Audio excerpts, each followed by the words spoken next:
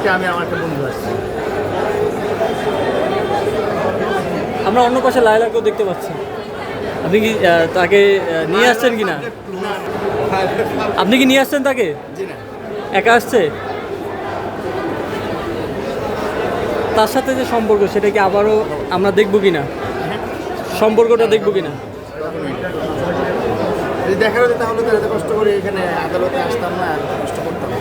নানান অভিযোগ করছিলেন তার বিরুদ্ধে, সেই অভিযোগগুলো কি এখনো আছে কি না? অভিযোগ নেই। অভিযোগ নাই? না, আমার মামুন ঘুরে নাও। আর কিছু বলতে হবে আমার আদালতে। মামুন মালয়েশিয়া যাচ্ছ কবে? মালয়েশিয়া যাচ্ছি খুব সুন যাচ্ছি। প্রোগ্রাম আছে, অ্যাওয়ার্ড শো আছে, দেখা হবে। ঘড়িটার দাম কত মামুন? মামুন ঘড়িটার দাম কত তোমার? বেশি না, এগুলো গিফটের। আচ্ছা মামুন ভাই, আপনার মা ওই দিন একটা কথা বলেছিল, সেটা হচ্ছে লায়লা এবং আপনি দুইজন ভাই বোন হিসেবে ছিলেন একই বাসায়। সেটা আসলে আমরা সোশ্যাল মিডিয়ায় দেখেছি, সেই বিষয়ে কি বলবেন? এটা হচ্ছে আমার আম্মু যে কথাটা বলছে। আমরা একটু দূরে যান, আপনি একটু সামনে আসেন, একটু দূরে থাকেন। আপনি একটু দূরে থাকেন। আর এই পাশে আসো, ওদিকে বেশি সামনে চলে আসছে, আসেন ভাই।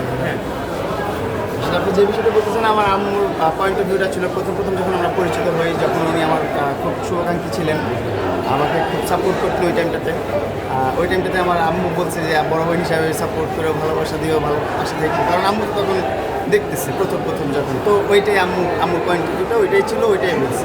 বড় বোন থেকে কি হয়ে গেছিল শেষ পর্যন্ত? এই প্রসঙ্গে না যাই, আর এগুলো বাদ দেন। আপনারা ওকে নিয়ে আমার সাথে কোনো প্রশ্ন করবেন না। ধন্যবাদ।